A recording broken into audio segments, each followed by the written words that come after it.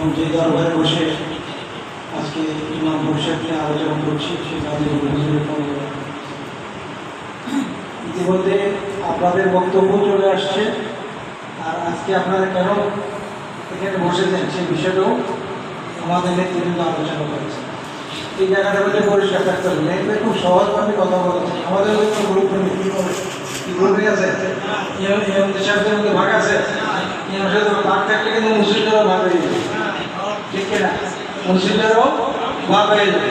অর্থাৎ মুসলিমরা যদি কোনো কারণে ভাগ হয় তাহলে আপনাদের এই মাংসটা লাগে থাকে না। আজকে কাজগুলো এখানে বসে কিন্তু আমরা ওয়াদা করতেছি, এটার মধ্যে যাতে কোনো রকমের ডিফারেন্ট না হয়। আমি আলমগীর পছন্দ হয় দরবারের ভাই, আমার কাছে আমরা পছন্দ হয়নি, আপনি দরবারে একটু দূরে সরে যান, আমরা নতুন আলোচনা নিয়ে আসুন, সেটা আলোচনা করে করবো। অসুবিধা কি আছে? আলম এখানে সব হবে, একা থাকতে হবে, তার কি মৃত্যু নেই? তারও তো মৃত্যু আছে।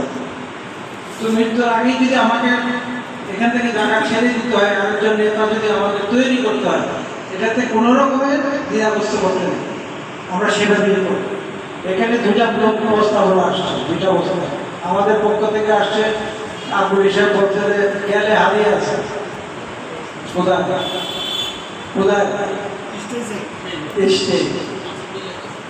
স্টেজে গেলে হারিয়ে আছে, নোট হবে, আসার সময় হারিয়ে পেয়ে যাবে। হাদিয়া কত সেটা বলবো না, সেটা এই হাদিয়া শুরু করেছেন সে আলী হোসেন সাহেব, তিনি আমাদের শিক্ষা দিয়েছেন আর আপনাদেরকে সম্মান দাও। আমার প্রিয় মুর্শিদও বলেছেন, সুন্নি আলেম যেখানে বাবা তোমার চেয়ার ছেড়ে তাকে ইজ্জত করবে, এটা আমার মুর্শিদের শিক্ষা।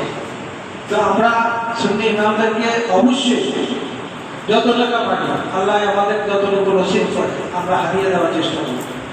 এই একটা প্রস্তাবনা। আরেকটা প্রস্তাবনা আসছে, আমরা মাহফিলটা করতে পারছি, সুন্নি মাহফিলটা করতে পারছি। আমি এবছর শুরু থেকেই বলছি যে এই বছর ঈদ মিলাদুন্নবীর পরে প্রয়োজন করে 1 মাস পরে সকলের কার্যক্রম শেষ করে সুন্নি ইমাম পরিষদ, কুমিল্লা জেলা আহলে সুন্নাত ওয়াল জামাত, ঈদ মিলাদুন্নবী কমিটির সমন্বয়ে আমরা একসাথে মিটিং করে আলোচনা করে 3 তারিখ ঠিক করে আমরা অবশ্যই একটা সুন্নি সম্মেলন কুমিল্লা টাউন হল মাঠে করব।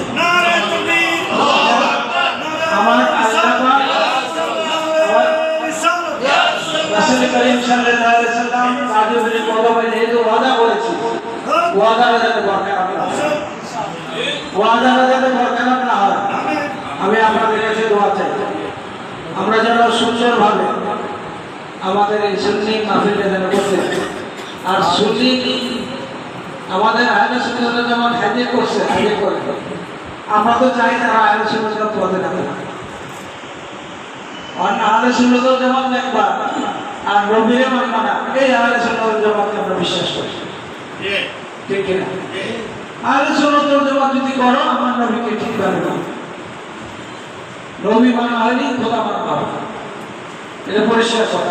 আমি তো আলেম না, আমার অন্তঃকরণে আমি যেটা লালন করি যে আমার মুর্শিদ যদি আমাকে নজর দিয়ে থাকেন তাহলে আমার মুর্শিদের উসিলায় আমি রাসূল পাবো, আমার রাসূলকে পেলে আমার খোদাকে পাওয়ার কোনো বাকি থাকে না। তাতে আহলে বায়াতকে ভালোবাসতে হবে, নবীকে ভালোবাসতে হবে। তো আমি আর কথা বাড়াবো না, মিলাদ এবং ওয়াজ একদম শেষ হবে। যে 2টা ওয়াদা করেছি আমি আপনাদের সকল ইমাম সাহেবদের কাছে পায়ে ধরে অনুরোধ করব, আপনাদের কাছে যে অনুরোধটা রাখা হয়েছে আজকে আপনারা আগামী শুক্রবার সেটা সেভাবে প্রমাণ করে দেবেন আমাদের কুমিল্লা মানুষের কাছে। কেউ তো আগে অনুমোদন নিতে পারে নাই, কোনো দরবার পারে নাই, একমাত্র জেলা আহলে সুন্নাত ওয়াল জামাতের পক্ষে ঈদ মিলাদুন্নবী কমিটি যখন আমরা অনুমোদন নিয়েছি তারপরেই কিন্তু সকল অনুমোদন দিয়েছি, কেউ দিতে পারে। এবং আমরা জেলা প্রশাসনকে দেখেছি অত্যন্ত খুলল, তিনি খুব খুশি হয়ে গেছেন, আমাদেরকে অনুদানও দিয়েছেন। সিটি কর্পোরেশন হয় খুব খুলল, আমাদেরকে অনুদান দিয়েছেন। তো এই পেশাজীবী সংগঠনগুলি যদি আমাদের পক্ষে আল্লাহ রাসূল আমাদের একটা বড় করুন আর দোয়া চাই। আমি কিন্তু শারীরিকভাবে খুব মাঝে মাঝে একটু কি বলে চলার অক্ষমতাটা হারিয়ে ফেলি। এই অক্ষমতাটা দেখে আমি না আমি যেন চলে ফিরে আর মাঠের প্রকৃতির ব্যক্তিদের আমি খেতে করে যেতে পারি। আমিন আমিন। আমি এই দোয়া আপনাদের কাছে চাচ্ছি। আল্লাহ যেন সেই তৌফিক দান করেন। আসসালামু আলাইকুম ওয়া রাহমাতুল্লাহ।